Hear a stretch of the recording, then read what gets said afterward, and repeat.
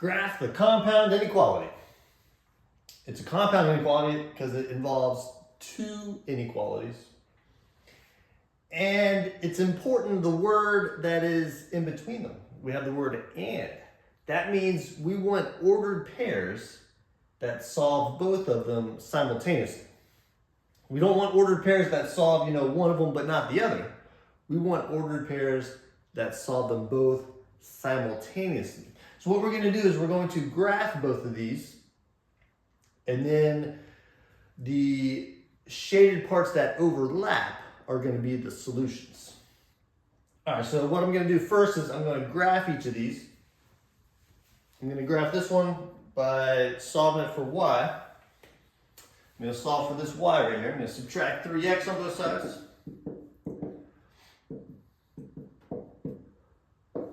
The 3x's are gone on the left. Then I have a negative 2y. Bring down the less than or equal to sign. I'm going to put this negative 3x in front of the 6.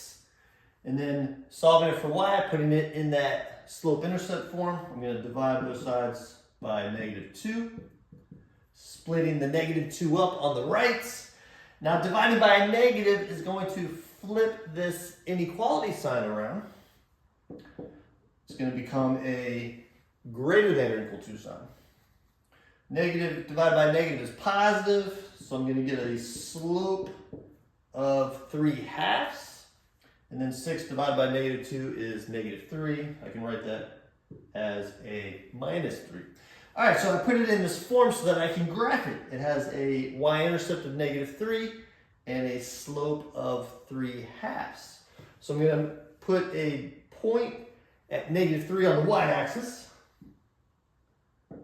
right there.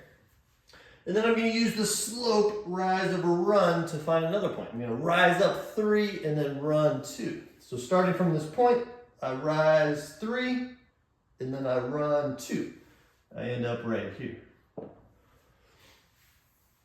Now, since there's an equal sign with the inequality, that means the line is going to be solid. If it's a strictly less than or strictly greater than, then you make it dashed. But this one is going to be solid. So let's make this line solid. Let's make it nice and long.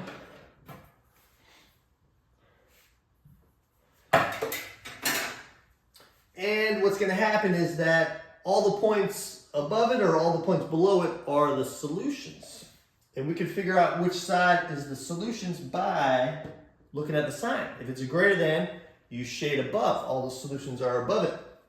If it's a less than, you shade below. But we have a greater than sign, so we get a shade above.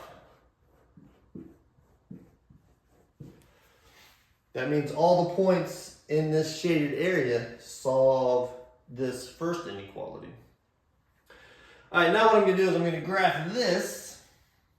You can notice that the y is missing.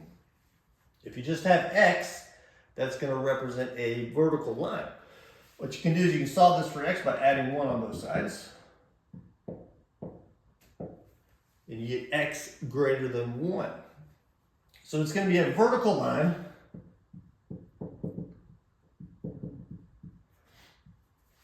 crossing through 1 on the x-axis. There's no equal sign with this inequality. That means it's dashed. So this is a vertical line and it's dashed because there's no equal sign with inequality. So it's a vertical line crossing through 1 on the x-axis. 1 on the x-axis is right there. So I'm going to make a dotted line going through 1 on the x-axis. Make it dashed.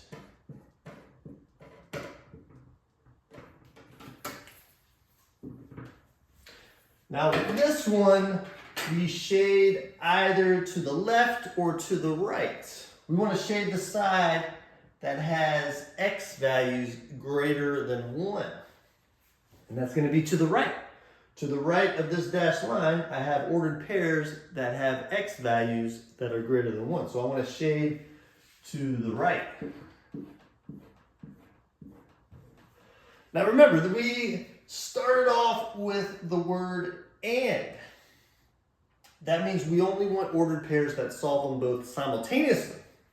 We don't want this section because those ordered pairs only solve this, but not this. And we don't want this section because those ordered pairs only solve this, but not this. So what we want is this overlap piece.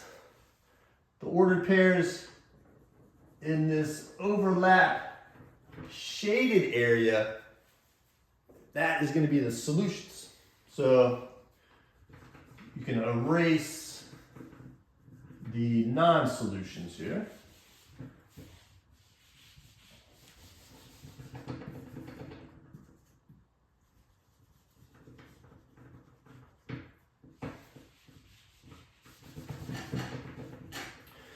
So the solution is going to be this shaded area. These points, these ordered pairs in this shaded area solve both of these simultaneously. There you go.